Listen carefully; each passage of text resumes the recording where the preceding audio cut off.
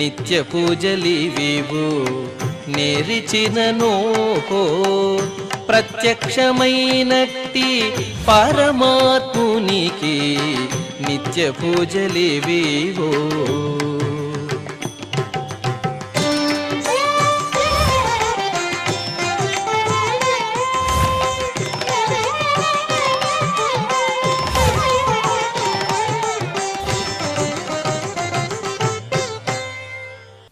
ఓం నమో వెంకటేశాయ.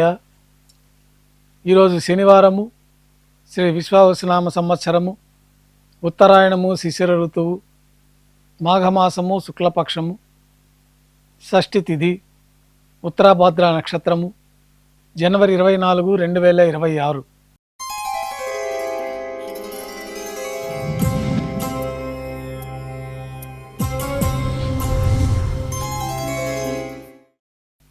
ప్రాతకాల నైవేద్యాల్లో భాగంగా అన్నప్రసాదాలు, పన్యారాలు నైవేద్యంగా సమర్పించి సాతుమర పూర్తి అయిన తర్వాత భక్తులని సర్వదర్శనానికి అనుమతిస్తారు. కొద్ది విరామం తర్వాత మాధ్యాహ్నిక ఆరాధనలో భాగంగా బంగారు పంచపాత్రలో శుద్ధ జలాన్ని నింపుకొని శ్రీవైకానస భగవత్ శాస్త్రోక్తమైన విధానంలో దేవతామూర్తులకై ఉపచారాలు సమర్పించి తులసీదళములతో అష్టోత్తర శతనామార్చన నిర్వహించి మాధ్యాహ్నిక నైవేద్యంలో భాగంగా అన్నప్రసాదాలు, పన్యారాలు స్వామివారికి నైవేద్యంగా సమర్పించి భక్తులని సర్వదర్శనానికి అనుమతిస్తారు.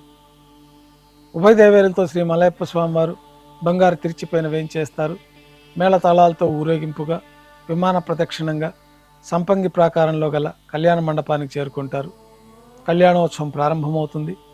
పుణ్యాహవాచనము, అంకురార్పణ, రక్షాబంధనము, అగ్నిప్రతిష్ఠ, స్వామివారికి అమ్మవార్లకి మధుపర్కాలు, కళ్యాణం పట్టు వస్త్రాల సమర్పణ, మహాసంకల్ప పఠనము, మాంగళ్యాల ఆరాధన, మాంగళ్యాల పూజ పూర్తి అయిన తర్వాత స్వామివారి తరఫున అమ్మవార్లకి మాంగళ్యాల సమర్పణ. ఈ సందర్భంగా స్వామివారికి అమ్మవార్లకి కర్పూర నీరాజనము, విశేషమైన హోమాలతో పూర్ణాహుతి పూర్తి అయిన తర్వాత మాలా పరివర్తనం అనే కార్యక్రమాన్ని నిర్వహించి ఉభయ దేవేరులను శ్రీవారి చెంతకు చేర్చి ఈ సందర్భంగా అక్షతారోపణం అనే వైదిక కార్యక్రమాన్ని నిర్వహించి నైవేద్యము, కర్పూర నీరాజనంతో కళ్యాణోత్సవం పూర్తి అవుతుంది. కళ్యాణోత్సవ భక్తుల దర్శనం అనంతరం ఉభయ దేవేలతో శ్రీ మలయప్ప స్వామివారు ధ్వజస్తంభం వద్ద గల అద్దాల మండపానికి చేరుకుంటారు.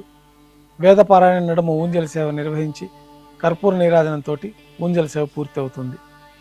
ఉభయ దేవేలతో శ్రీ మలయప్ప స్వామివారు మేళతాళాలతో ఊరేగింపుగా ఆలయం వెలుపల కల వైభవోత్సవ మండపానికి చేరుకుంటారు. ఆర్జిత బ్రహ్మోత్సవంలో భాగంగా స్వర్ణ గరుడ వాహనంపైన శ్రీ మలయప్ప స్వామివారు వేయించేస్తారు. కర్పూర నీరాజనంతో గరుడ వాహన సేవ పూర్తి అవుతుంది. హనుమంత వాహనం పైన శ్రీ మలయప్ప స్వామివారు వేయించేస్తారు. కర్పూర నీరాజనంతో హనుమంత వాహన సేవ పూర్తి అవుతుంది. పెద్ద శేష వాహనం పైన శ్రీ మలయప్ప స్వామివారు వేయించేస్తారు. కర్పూర నీరాజనంతో పెద్ద శేష వాహన సేవ పూర్తి అవుతుంది. ఉభయ దేవేరులతో కలిపి శ్రీ మలయప్ప స్వామివారికి కర్పూర నీరాజన సమర్పణతోటి ఆర్జిత బ్రహ్మోత్సవం పూర్తి అవుతుంది. సాయం సంధ్య వేళలో 1000 దీపాలతో అలంకరించబడి ఉన్న సహస్ర దీపాలంకరణ సేవ మండపానికి ఉభయ దేవేరులతో శ్రీ మలయప్ప స్వామివారు మేళతాళాలతో చేరుకుంటారు. వేదం, గానం, నాదం నడుమ సహస్ర దీపాలంకరణ సేవ జరిపి నక్షత్ర నీరాజనము, కర్పూర నీరాజన సమర్పణతోటి దీపాలంకరణ సేవ పూర్తి చేసుకొని 4 తిరువీధుల ఉత్సవం జరుపుకొని ఆలయంలో వేయించేస్తారు. ఆలయంలో నైవేద్యం పూర్తి అయిన తర్వాత గర్భాలయంలో వేయించేస్తారు. వెంటనే రాత్రి తోమాల సేవ ప్రారంభమవుతుంది.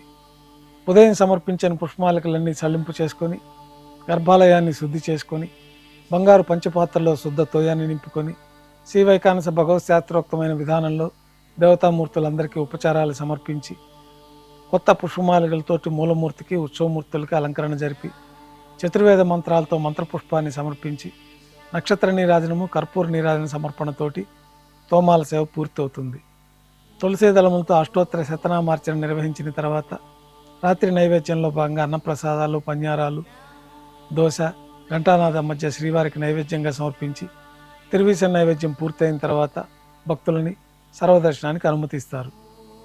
కొద్ది విరామం తర్వాత ఏకాంత సేవలో భాగంగా రాత్రి సమర్పించిన పుష్పమాలికలన్నీ సల్లింపు చేసుకొని గర్భాలయాన్ని శుద్ధి చేసుకొని బంగారు పంచపాత్రలో బ్రహ్మ తిరువారాధన కోసమైన ప్రత్యేకమైన తీర్థాన్ని సమర్పించి ఏకాంత సేవలో భాగంగా కౌతుక బేరమైన శ్రీ భోగ శ్రీనివాసమూర్తి వారిని బంగారు పట్టు పాన్పు పైన వేంచేపు చేసుకొని ఈ సందర్భంగా దారోష్ణమైన గోక్షీరము, జీడిపప్పు, ద్రాక్ష, బాదం పప్పు, కలకండ కలిపిన మిశ్రమం, పండ్లు నైవేద్యంగా సమర్పించి కర్పూర నీరాజనంతో ఏకాంత సేవ పూర్తవుతుంది.